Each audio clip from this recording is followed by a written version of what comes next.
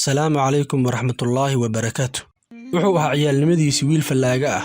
wuxuu carruurta anshaxa ka tagay kula dhuuqi jiray sigaarka wadooyinka waaweyn iyo luuqyada magaalada London. waxaa intaa u sii dheeraa cabida khamriga. dhaankan wuxuu aad u jeclaa gabdhaha oo mid uu arkaba wuxuu jeclaa inuu la tunto. taa oo ku keentay kolkii dambe inuu ka saaqido iskuulka aakhirkiina isaga tago goobaha waxbarashada. wuxuuna waxbarashada u arkayay wax ka soo horjeeda rabitaankiisa isla markaana lugooye ah. waxaanu idil waxayna tusinayaan ama ay noo saadaalinayaan in cunugan wiil aan gaarin 18 sano jir uu noqon doono burcad weyn oo ka baxay xayndaabka qaanuunka iyo bini'aadamnimada, ama ugu yaraan uu noqon doono qof aan anfac u lahayn naftiisa iyo mujtamacaba. wiilkii waxaanu idil loo saadaalinayay wuxuu la yimid isbeddel weyn. wuxuuna ku soo baxay nin anfacay naftiisa iyo bulshada. wuxuuna ku soo baxay shakhsi bulshada caalamku nool u fududeeyey in ay subax walba cabaan shaah.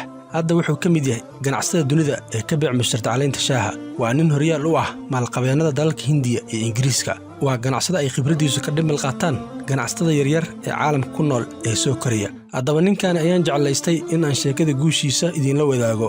maalin maalmaha ka mid ah oo ku beegneed dhammaadkii kontumeeyadii ee qarnigii tegey ayaa Neerman oo sidii caadada u ahayd sagaar qiiqinaya waxaa arkay nin ka mid ah shaqaalaha shirkad ka ganacsata caleenta shaaha.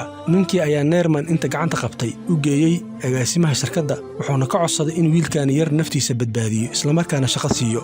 Neerman ayaa lagu daray liiska shaqaalaha hoose ee shirkadda.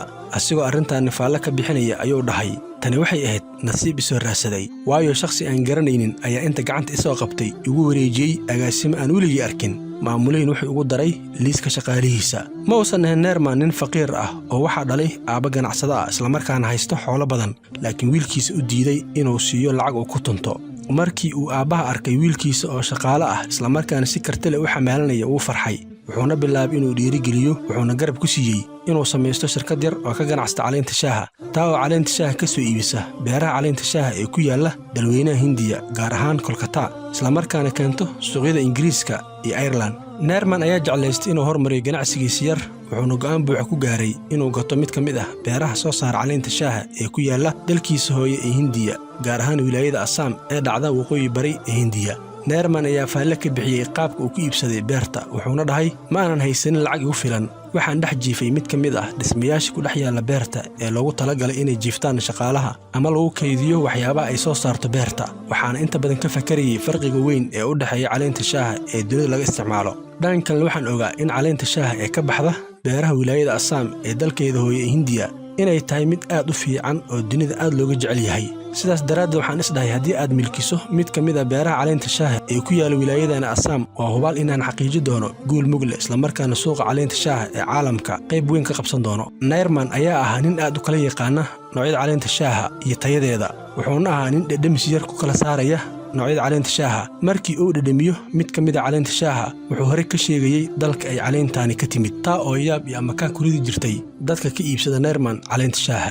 markii uu Neerman ganacsiga caleenta shaaha guula mugle ka gaaray ayuu go'aansaday inuu u wareego isla markaana maal gasto aag kale oo ganacsi. wuxuuna aasaasay shirkad soo saarta shandadaha, boorsooyinka iyo xargaha iyo wixii la mid ah. Neerman asigoo ka hadlaya waxa ku kallifay inuu galo ganacsigan ayuu dhahay waxaa jiri oday adeerkay ah oo iska lahaa ganacsi uu madax bannaan yahay, laakiin ma uusan ahayn nin ganacsigiisa si wanaagsan u maareeyo. wax guul ah oo la sheegi karana kama uusan gaari jirin ganacsigiisa.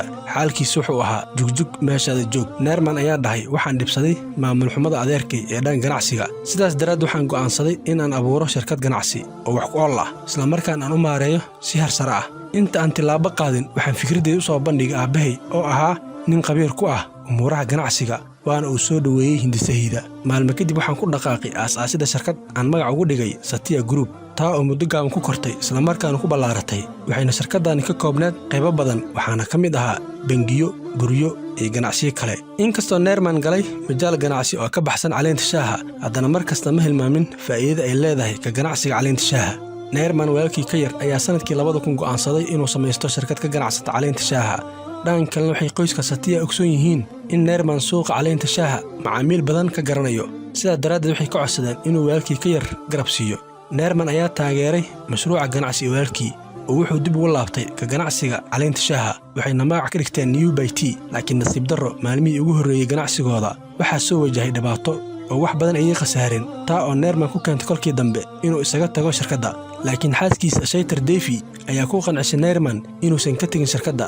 neerman oo arrintan ka sheekaynaya wuxuu dhahay xaaskeeda ayaa dhowr jeer igula talisay inaan ka tegin shirkadda. kolkii ay dareentay in aan socdo oon ka tegi rabo shirkadda ayay igu dhahday kelmado kooban oo kolkii dambe badbaadiyey shirkaddii. waxayna ahayeen kelmadahaasi: haddiiba uu jiro qof awood leh oo shirkaddani ka badbaadin kara inay burburto, waa adiga. wuxuu neerman intaas sii raaciyey: waxay ahayd xaaskeeda iga dhimatay qof mar kasta i dhiirigeliso, oo marmarka qaar maskaxdeeda waxaa ka soo meexanayay qorshayaal wax ku ool ah oo in badan iga yaabiyey, isla markaana wax weyn aan ku qabsaday. sidaas daraaddeed neerman kama harin shirkaddii ee wuxuu u tafaxiitay sidii uu ku badbaadin lahaa, wuxuuna bixiyey juhdi iyo dadaal joogto ah. hadda shirkadda sanadkiiba waxay faa'iidaa adduun dhan $20 milyan, waxayna la wareegtay inta badan suuqyada caleenta shaaha ee dalalka Ruushka, Ingiriiska iyo Maraykanka, ayadoon dhan kalena saameyn xoog leh ku leh gudaha suuqyada dalka Hindiya.